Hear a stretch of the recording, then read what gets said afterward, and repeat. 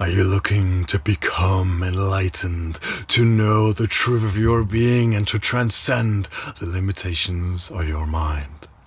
Well, my friend, you've come to the wrong place. But I have good news for you still, because enlightenment is such a misguided term, which is why I don't ever use it really. But it is all pervading in the spiritual community, and so many people have so many beliefs about what enlightenment is, and it puts people on the wrong track, which is why I've made the Spiritual BS series, where I uncover the various concepts, notions, and ideas that I see are just misguiding people, not serving people, and really causing a lot of havoc on this spiritual journey. And so, for so many years, I was militantly meditating. I was beating myself up with spiritual practice and really just hammering in how much I wanted to become enlightened, how much I wanted to awaken, to ascend, or to become self-realized, whatever these meant to me. And so what I have come to see over the years is that really I had this sort of bundle of thoughts, feelings, and beliefs which I considered myself associated with. And these thoughts, feelings, and beliefs, they seemed to me out of alignment with what perception I had of what enlightenment was to me. And so I imagined that enlightenment was this mysterious, exotic, just esoteric state of being that I could somehow come to realize or to embody in myself and continuously just experience for the rest of my life unceasingly.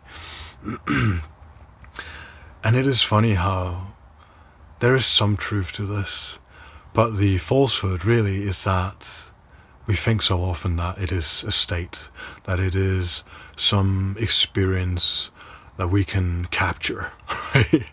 And fixate our attention on. If only I can fixate my attention on this experience forever, then I will be sufficient, I will be satisfied, I will finally be at peace, right?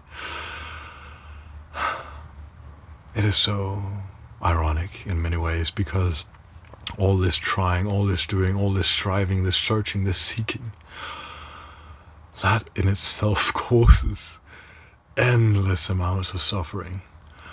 And that is why you see religious, spiritual scripture of people just spending lifetime after lifetime seeking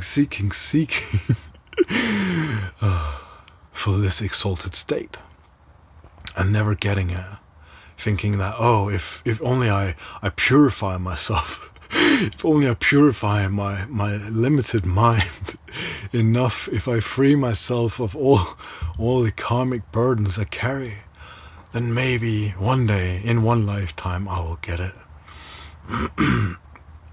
And I have so much compassion for anyone who find themselves in this game. And it makes sense why. It is so capturing, really. Excuse me. And really it all boils down to this thinking that we are not already aware of the truth of our being. Because enlightenment, really what it points to is the truth of who you are, isn't it? Right? What we're trying to realize is what we intrinsically are. But then we have to consider, well, if something is true, truly true, right? It must be true, absolutely, ultimately, at all times, under all circumstances, it must be true. It can't just be true when you're having this grandiose experience. No, right? It must be true now. It must be here now. So the question then is, well, what is it that is here now?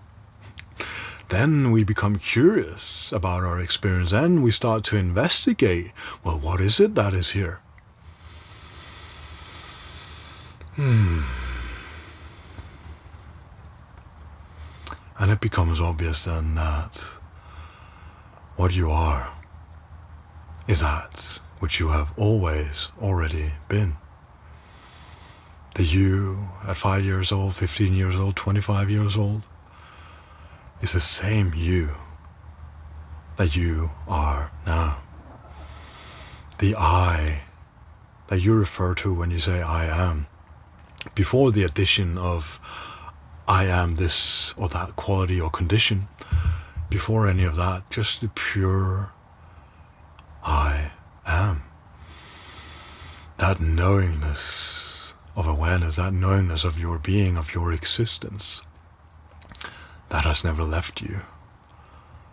That is what you have always been, right? And you are that now. So that is the good news. You are the truth of your being now. You are not on the other side of some spiritual evolution. No. No, you are already. And what a good news that is. Because that means that there is nothing that the idea of who you have thought yourself to be can ever do in the way of attaining enlightenment or self-realization. There is nothing that the believed identity can ever do to free itself from itself. And fortunately for that, because seen in the right frame, that identity structure, that idea we carry of who we think we are, is really just an image projected on a screen. But we mistake the image on the screen for the screen itself. We think that when we look to the sky from this limited human point of view, when we look up at the sky and we only see clouds, that, oh, the sky is all cloudy today. But that's not the sky's point of view, no. From the sky's point of view, the clouds are just a thin membrane, a film, if you will, that is just traversing through it, transiently, ephemerally.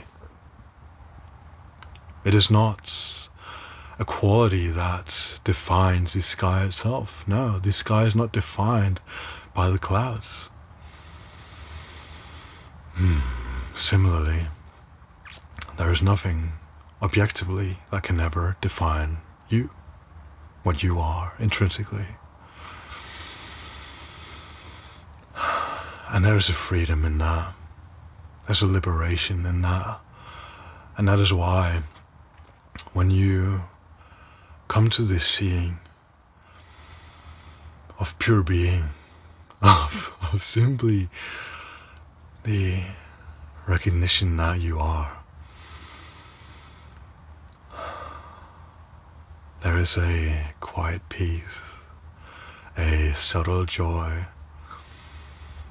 that is just traveling through a perfume of presence. And in that, all the fixations on forms just fall away. It doesn't mean that our human conditions are erased, deleted, or dismissed. No, not at all. Not at all. And if people give you this idea, they're misleading you.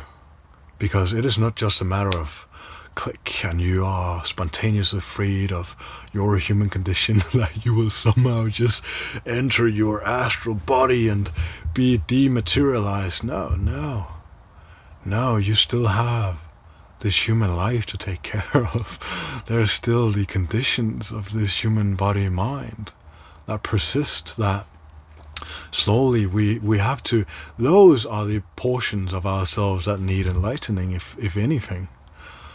And they are brought to light in the light of your seeing, in the light of your self-recognition. And so enlightenment at its core is really just the wordless answer, which is very clear and obvious. When you are asked the question, are you aware? Do you exist? Who you. Before any words arise to try to describe or elaborate on what this is, or even the word yes appearing in response to am I aware or do I exist? Prior to that, there is the seeing, the knowing that yeah, I am.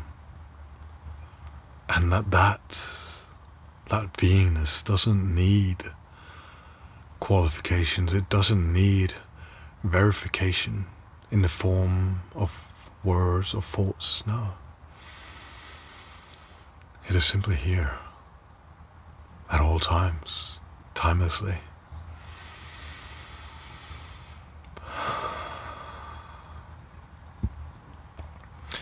And it doesn't take any effort. It doesn't take any effort to simply be as you are. Because you are already. You are already always. And you don't have to do anything in this moment to uphold this moment, to uphold life. You are not doing life. You are life. You are this pure knowing, just this awareness that is here, present.